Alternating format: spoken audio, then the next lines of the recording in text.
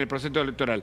Esto lo que cree previamente, lo que creen en la Fiscalía de Stornelli, en la causa que cayó sobre Casanelo, porque ellos entienden que, habiendo investigado otras causas, se repiten operaciones, se repiten actores, maniobras y algunos detalles que podrían consistir en una maniobra de inteligencia ilegal. Esto es un aspecto, ¿no?, de la historia. Sí, a ver, lo que tenemos en Stornelli es una vocación de investigar.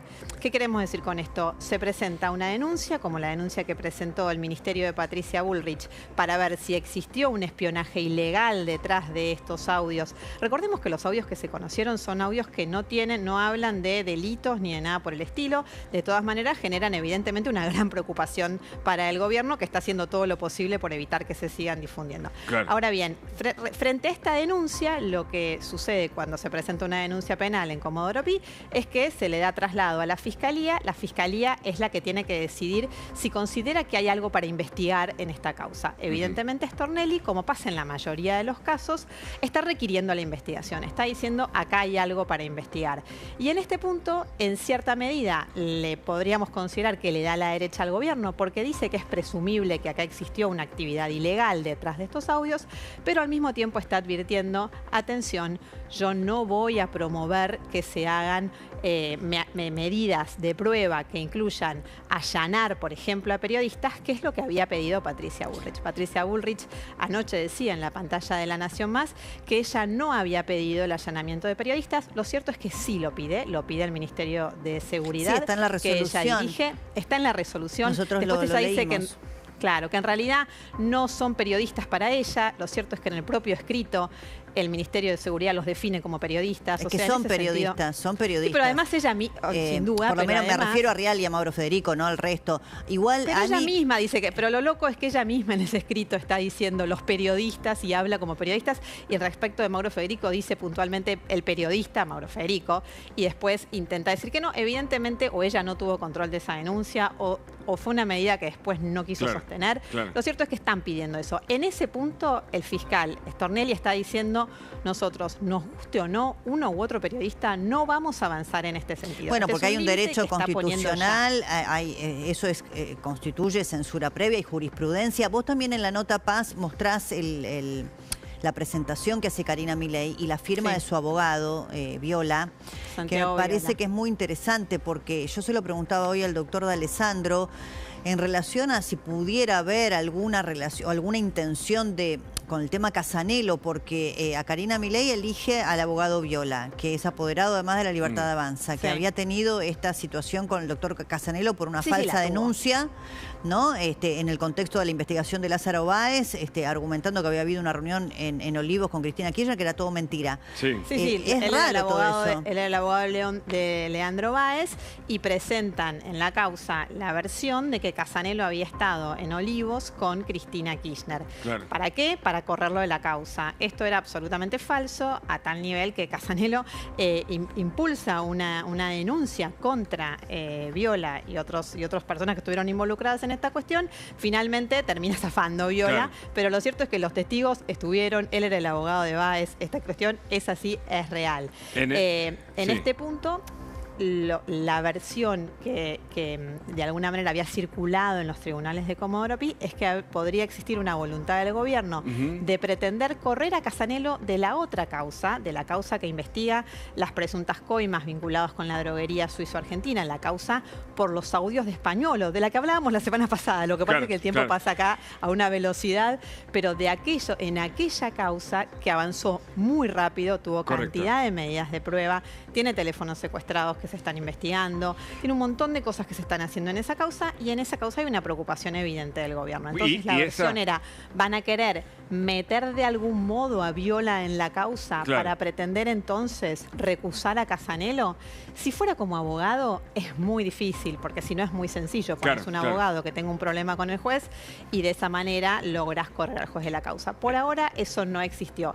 Si hay esa voluntad, no lo conocemos. Bueno, esa es la causa de fondo para mí, que es la que que investiga la corrupción, que es lo más importante en esto, ¿no? Pero recién repasamos la de Stornelli, que es la del gobierno, y también la que preocupa, porque vos planteaste, Paz, y también creo que Débora conversábamos más temprano, sobre si se puede divulgar o no una conversación. Yo no sé si está eso, Mariano. Anoche me tomé el trabajo de ir al Código Civil y Comercial, porque ahí está señalado, en el reformado en el 15, hace algunos años, que uno no puede difundir una conversación privada con el otro, y hay excepciones en los artículos 51, 52, etcétera, donde se habla si las cuestiones son...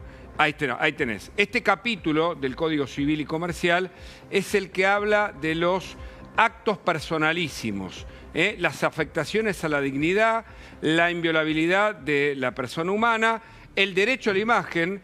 Acá tenemos una constitucionalista, se lo vamos a preguntar, Adelina Loiano, que es abogada y que nos puede dar mucha información sobre este tema. Pero fíjate, en el artículo 53, donde se señala que no podés divulgar algo de otro, porque ese otro se puede sentir perjudicado y te puede iniciar acciones, salvo que la persona participe en actos públicos, que existe un interés científico, cultural o educacional prioritario y se tomen las precauciones suficientes para evitar un daño innecesario, que se trate del ejercicio regular del derecho a informar sobre acontecimientos de interés general. Pero es interesante tener en cuenta, esto no es el derecho civil, es el derecho civil y comercial que también regula nuestros comportamientos. No sé si alcanza un funcionario público y si alcanza la labor de la prensa y si tiene en cuenta el interés de lo que puede ser un acto de gobierno. No sé, ahí esa es una discusión, pero lo que no es admisible claramente es el acto de censura previa. Yo creo que el caso de Pañi ayer, hablando de... bueno, la película de Post lo cuenta, ¿no? Entre otros lugares donde se cuenta de New York Times versus el gobierno de Estados Unidos, donde finalmente el gobierno de Estados Unidos es el que pierde frente a los medios, porque el derecho a la información y el derecho del ciudadano a saber están por encima de cualquier otro derecho, se remarca en el fallo. Me parece que cabe aquí, porque además la Corte Suprema de Justicia tiene jurisprudencia sobre este tema, ¿no? Sí, mirá, sabés que en el sistema interamericano es muy claro esto. Hay una prohibición total de la censura previa. Solamente se podría admitir en dos casos, un caso que tiene que ver con la seguridad nacional, no hay antecedentes en la Argentina en este sentido, y otro con la moral de los niños. Correcto. Tampoco tiene que ver con este caso. En este caso, como decimos, además están involucrados funcionarios públicos. Correcto. Con lo cual, la verdad es que es difícil entender este fallo de la Justicia Civil y Comercial Federal, porque de hecho cuando uno lo lee el fallo va exactamente en el sentido contrario. Arranca hablando de esto, de la prohibición de la censura, de lo importante que es la libertad de expresión. Incluso en un momento cuando el juez empieza a hablar de lo que va a hacer en este caso, habla de la responsabilidad ulterior, de que esto no significa que sea irresponsabilidad, sino que hay sanciones. Que esa es la lógica. La lógica es, vos podés publicar lo que quieras, pero después tenés que atenerte a las tenés una causa civil o eventualmente penal. Y el tema de la seguridad, que es lo que está argumentando el gobierno, lo tenés que poder probar. O sea, ¿qué afectación a la seguridad hay? De que hay una afectación a la seguridad. Y realmente de lo que hemos escuchado no tiene nada que ver con la seguridad. Y no puede ser una enunciación general, justamente porque la ley y la Constitución y el sistema interamericano son muy estrictos respecto de que es muy excepcional que vos en algún caso puedas plantear que algo puede no publicarse de antemano porque hay una prohibición estatal en ese sentido. Entonces, es difícil entender. Todo indica que este fallo que ha favorecido a Karina Milei, más allá de que, como les decía, es prácticamente inaplicable, no va a caminar en instancias posteriores. No imagino a la Corte convalidando una cosa semejante. Paz Rodríguez, muchas gracias por el contacto. Por favor. Gracias, Paz. Doctora Adelina Loiano, ¿cómo le va? ¿Qué dice? Buenas tardes.